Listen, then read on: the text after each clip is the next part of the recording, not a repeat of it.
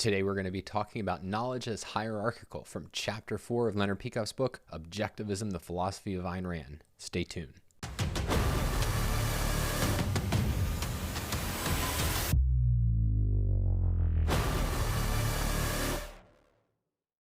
All right, so let's dive right in with a summary of this section. Leonard starts out with the point that concept formation involves an order, that later knowledge builds on earlier knowledge, that we start at the level of perception, we form our first concepts directly from perception, and then as we gain abstractions from abstractions, we get further and further from the perceptual level, and that the earlier material makes possible the later material. That knowledge, in other words, is hierarchical, that it builds on itself, and that in order to grasp the later knowledge, you have to grasp the earlier knowledge. And this is true of concepts, it's true of all knowledge at the conceptual level. And this is really important, and what makes it particularly important, the reason that we have to really bear it in mind, and that this is a central piece of objectivity, is the fact that it is possible to skip levels, if you want to put it that way. That it is possible to take over, start using more abstract knowledge without having gone through all the intermediate steps. And if we want to make sure that our concepts are valid, if we want to make sure that our knowledge is knowledge, we need to make sure that we've gone through those intermediary steps. We need to make sure that our knowledge is grounded in perception. Now, Leonard stresses an important point that hierarchy is a type of context. We said that knowledge is contextual. That is, it's relational. To understand any piece of it, you have to understand the items conditioning it.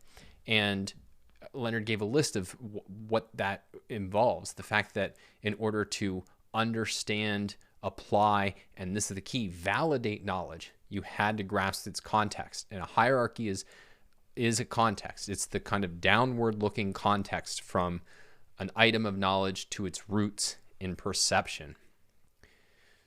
So then, just as we saw with the metaphysically given fact that knowledge is contextual, there was a norm, which was integrate. Now we get from the metaphysically given fact that human conceptual knowledge is hierarchical, that the norm is to reduce, to go step by step down the hierarchy until we reach the perceptual level. And we get an example here of friend, and then a discussion of, well, why is this so vital to engage in this kind of reduction of our concepts and of our generalizations? And Leonard starts out by saying it's in self-protection is the first aspect. That is, if you know the roots, you're not susceptible to what Ayn Rand called stolen concepts. That is, using later items of knowledge while ignoring or contradicting the roots, the cognitive roots that made that knowledge possible. But then there's a deeper reason, which is that it's not just that you have to know that in self-protection, like if somebody comes around and starts stealing concepts.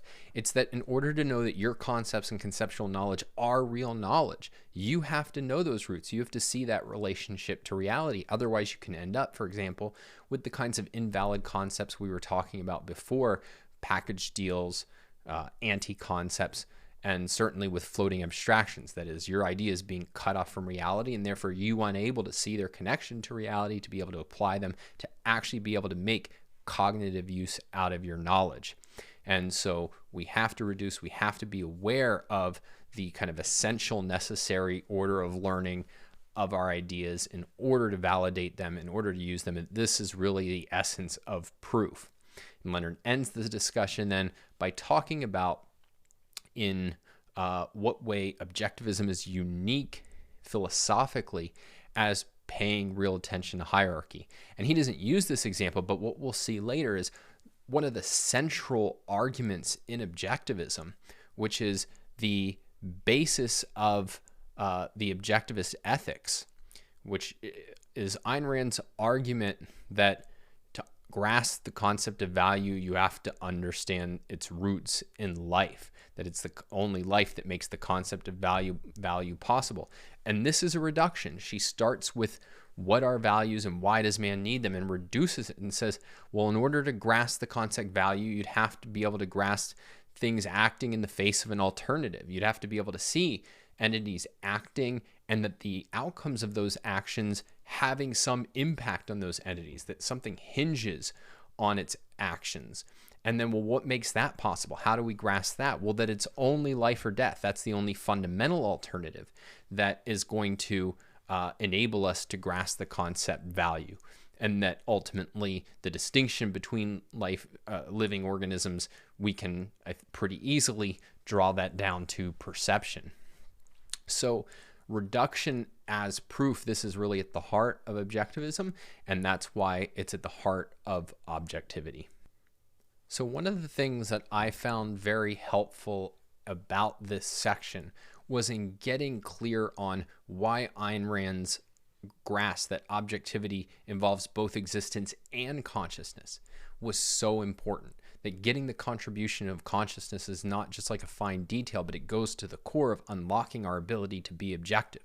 So if you think about what the advice we've gotten in this section, so far we got the idea that knowledge is contextual and therefore we have to integrate, and now it's knowledge is hierarchical and we have to reduce. And if you think about those, both of those profoundly involve the contribution of consciousness. Now in the previous section, Leonard makes the point that there's an analog to knowledge as contextual in reality, that is, knowledge is relational. There are causal interrelations between everything in the universe. But with hierarchy, he stresses there is no metaphysical analog, that metaphysically everything just is, that there aren't hierarchies out there in the world. I mean, obviously you could say from a certain perspective, there's like a hierarchy in a job, or a hierarchy amongst the members of certain kinds of animal kingdoms. But if we're talking about in terms of like, are there hierarchies? You'll hear, for instance, Jordan Peterson talk about, nothing's more real than pain, and there's like degrees of realness, and he's not unique in that. I mean, in the history of philosophy, you get that kind of way of thinking of what the most real versus the less real, and these kind of metaphysical rankings. Objectivism rejects all that. Hierarchy is purely contributed by the nature of our consciousness. And so it's precisely because Ayn Rand takes seriously the contribution of consciousness, and that objectivity as a method has to reflect both existence and consciousness, that she's able to see the centrality of hierarchy and then therefore the centrality of reduction as our method of validating knowledge. And so I think that kind of perspective is really clarifying about what is unique about objectivism's way of thinking about objectivity. Which reminds me, there's a point I forgot to raise in my summary of Leonard's that I think is worth mentioning. So we have integration, and then we have reduction, which is a certain kind of integration. It's that downward integration as the method of logic. And he makes the point that this provides a double check on our knowledge. It's that we're seeing the tie to reality, and then we're seeing the tie to all our other knowledge. And that this is the kind of process that we have to undergo in order to validate our knowledge. We're going to talk about more when we get to certainty, all of the kinds of implications and what we can claim about our knowledge once we've gone through this kind of process. But the double check is important. It's that we want to grasp both that this item of knowledge, I can see its relationship to reality, I can integrate it with everything that I do know, and therefore I can treat my conclusions, assuming they've reached a certain threshold of evidence, as conclusive, as knowledge. So I got a really interesting question about reduction and its relationship to induction.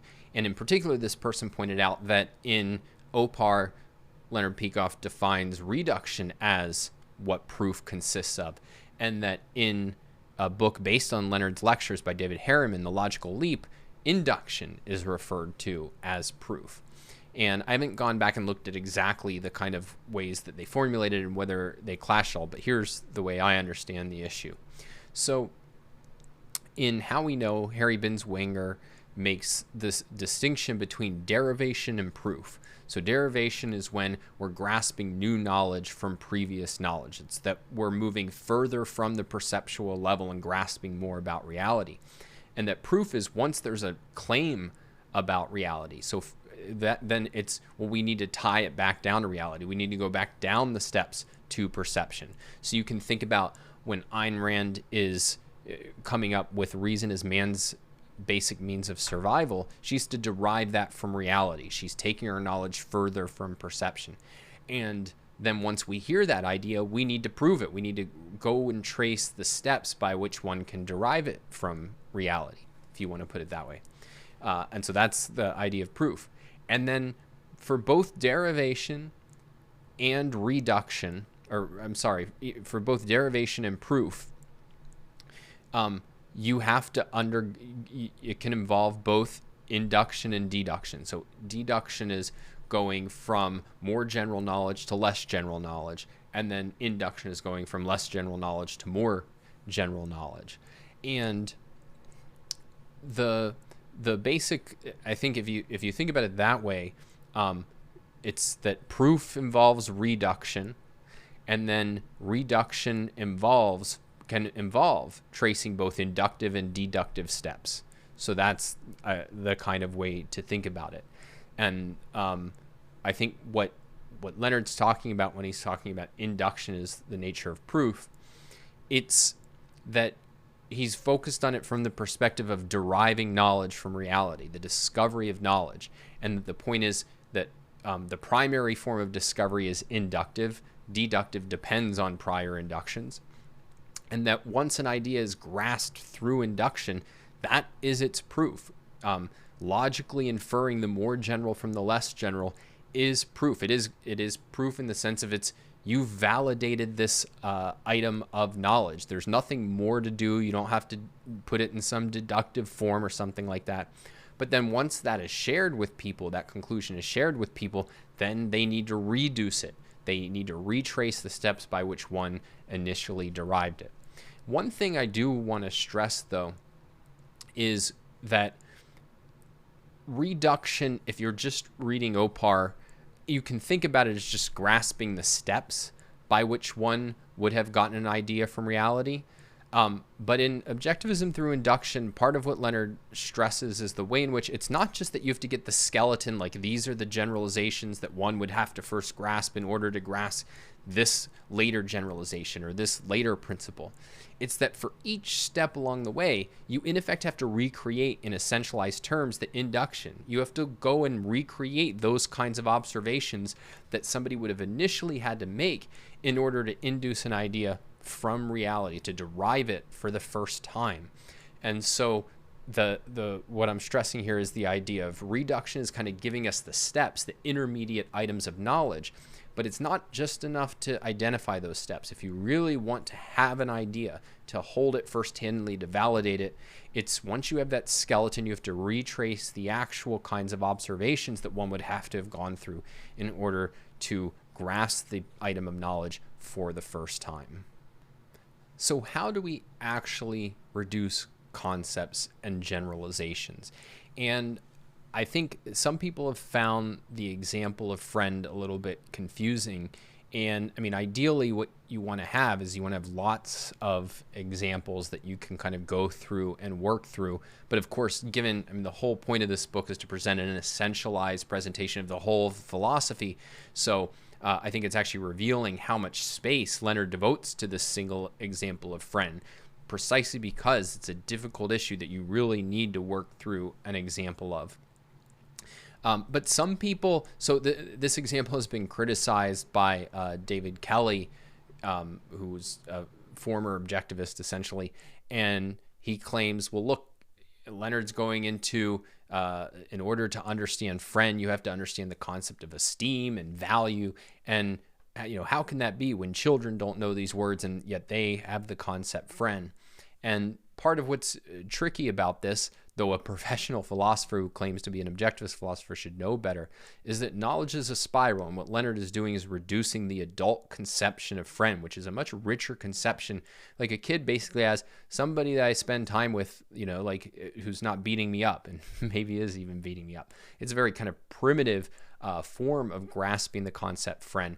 But the adult concept of friend, if you think about friendship in the way that, like, for instance, Aristotle is talking about friendship, this concept definitely involves maybe not the words value or even esteem, but that's not the point. It's not that you have to grasp these words, but you have to have at least implicitly and the knowledge that those things are conceptualizing in order to reach friend. You have to have the idea that we're capturing when we have the concept of esteem or the concept of value. And you couldn't reach friend if you did not have those as knowledge in some form, even if not fully conceptualized form. But it's interesting in that regard that by the time then Leonard does objectivism through induction, one of the things he stresses is precisely because knowledge is a spiral, you want to try to induce the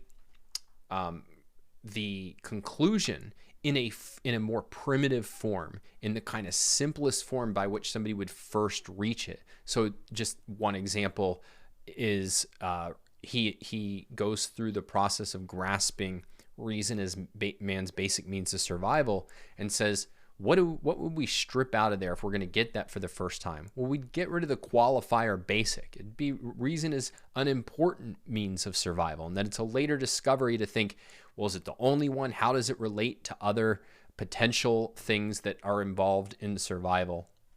And so you could say the same thing about, when we're looking at concepts, that to the extent that it seems like, oh, well, this is a simpler concept and I'm going back and I'm getting more abstract, what's inevitably happening in those situations, I think, is that you're taking an adult understanding of a concept that in some terms you could have gotten earlier.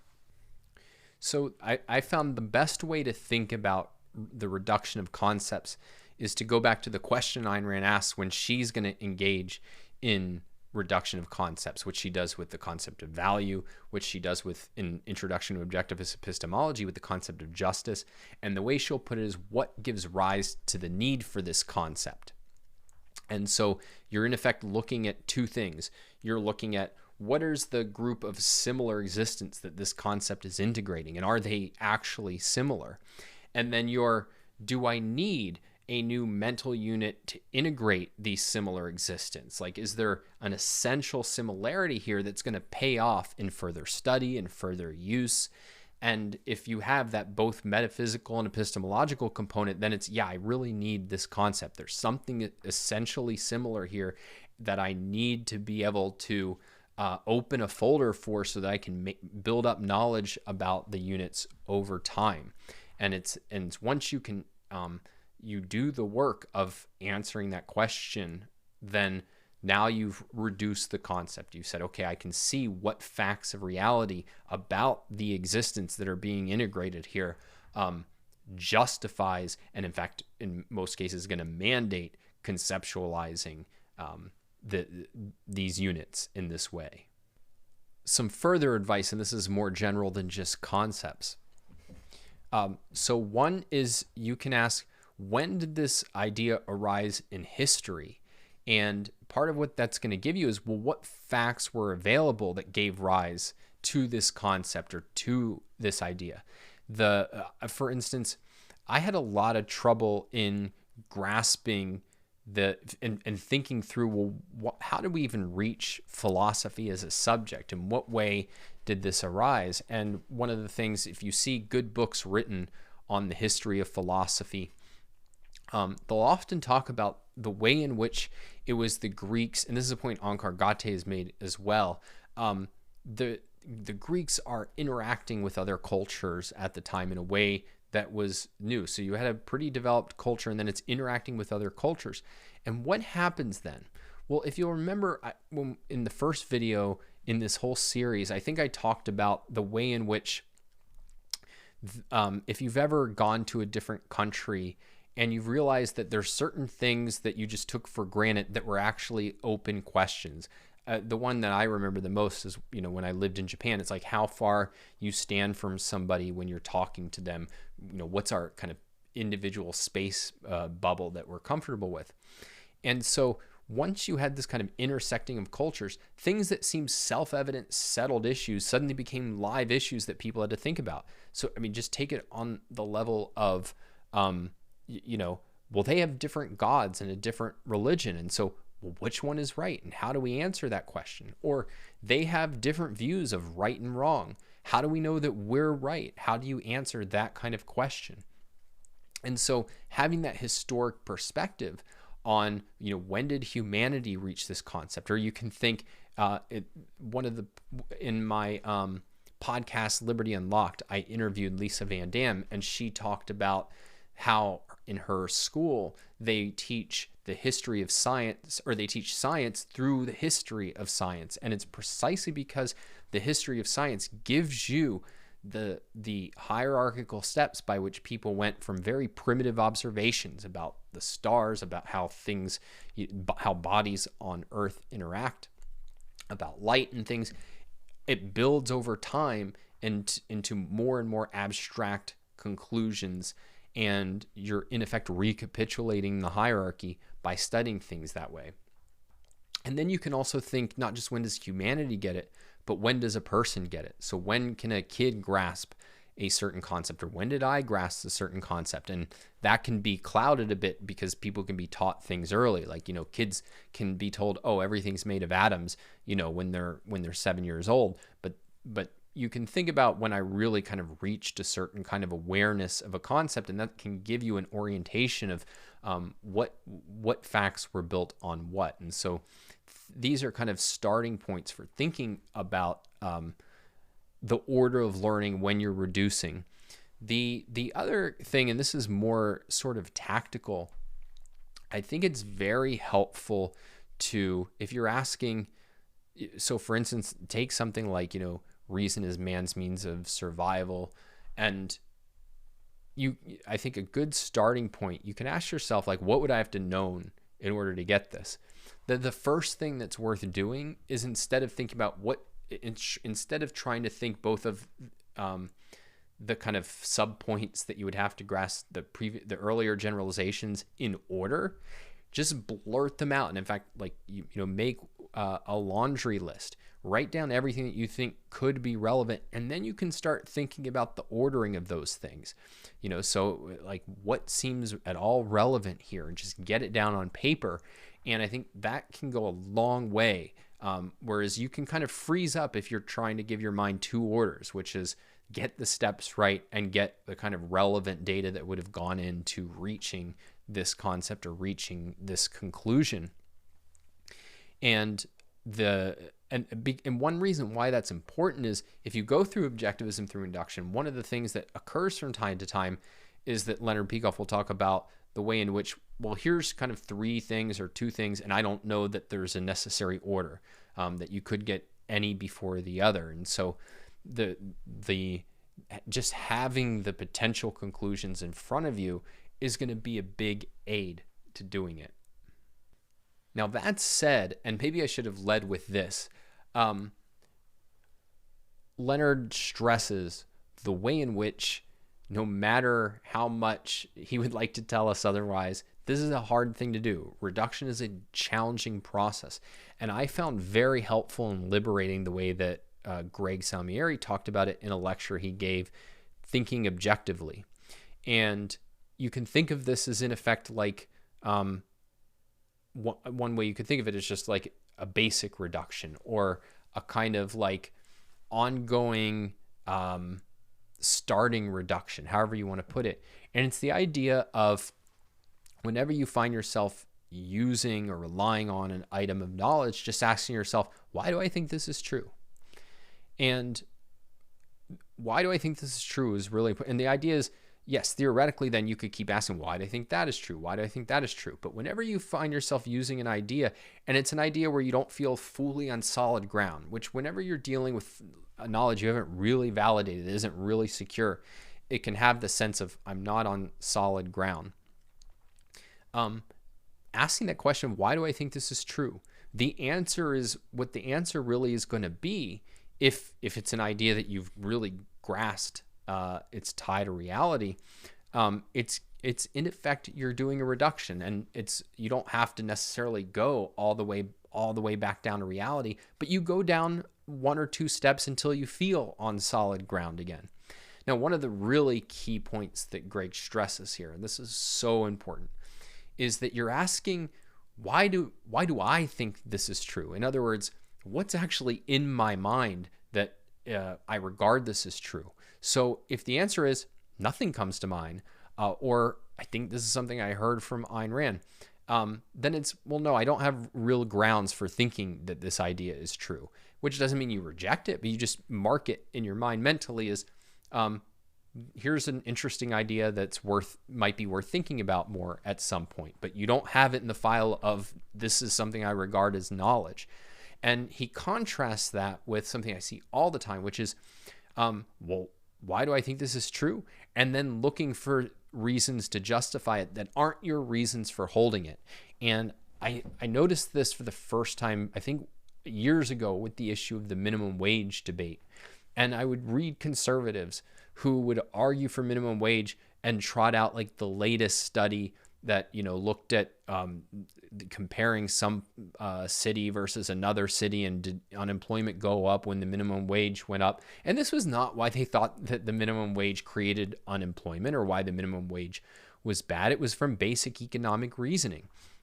And so if you start doing that, what Greg has called a dishonest reduction, what you're really doing then is you're kind of engaged in bias. You're looking for reasons to support a conclusion that you don't actually have grounds in your own mind to think is true. And so what you want is, do I actually have grounds? What persuaded me in the past? And then you can think, are those good reasons? Do I need to refine, or do I need to kind of add caveats to the conclusion or somewhat? But you get that by just asking, why do I think this is true? And taking it back until you feel on solid ground. So you don't necessarily have to go through trying to retrace every single step from reality, though if you want to do that, that's fine. But it's just getting from less solid to more solid ground is really the essence of what you're trying to do when you're reducing. And then if at some point you realize, oh, I thought that was solid ground that I took this back to, but maybe it's not really, maybe there's more to delve into there, then you're able to do that. One of the things that I think has come up several times here is that I really want to highlight is that objectivity is not about a kind of like, all right, it's Saturday, I got to break out my objectivity process. I'm going to do half an hour of reductions. I'm going to do half an hour of integrations, and maybe check a few definitions.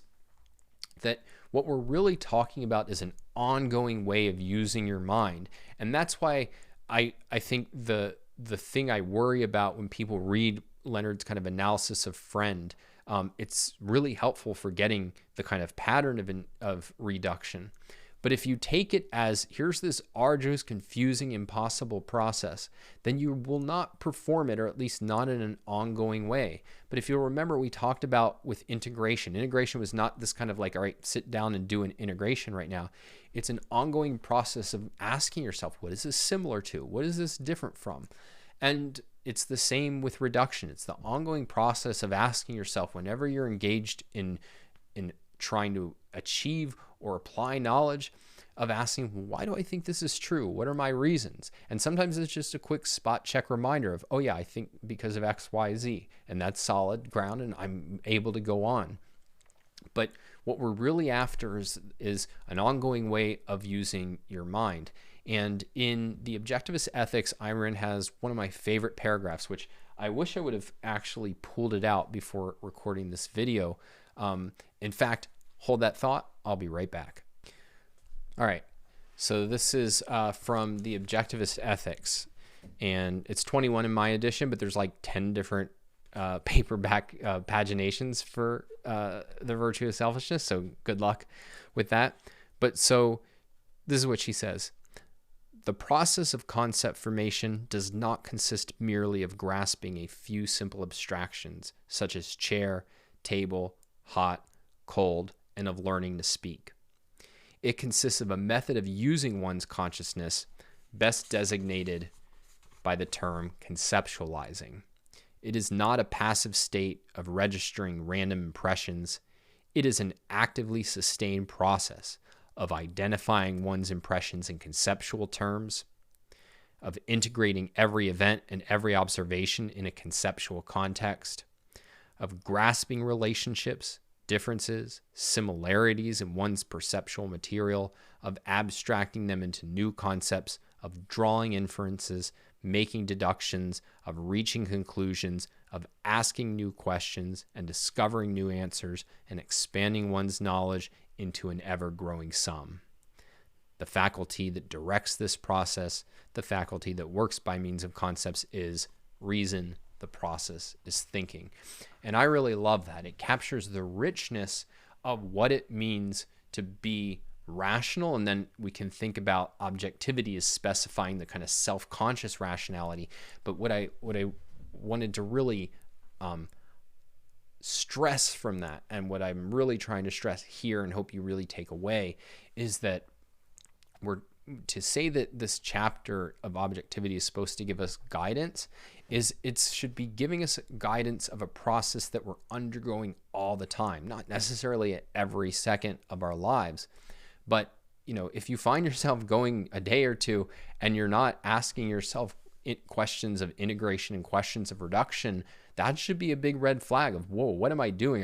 I'm very likely coasting in some sort of way, because we should be constantly using our knowledge and to use your knowledge and to be active-minded is in many, many cases simply the process of saying, how is this related to everything else that I know? And how do I know this? And that's really, at the end of the day, all of the other technicalities and difficulties and challenges. It's really about better and better ways to implement the idea of integration and reduction. But it should be a very comfortable, enjoyable, common sense way of asking some pretty straightforward questions. So that's it for this video. Stay tuned next time when we will be headed into chapter 5 on reason. Until then, be sure to like this video, subscribe to the YouTube channel, and hit that bell so you don't miss any of the content. And as always, the best way to stay in touch is to go to donswriting.com and sign up for the newsletter. Talk next time.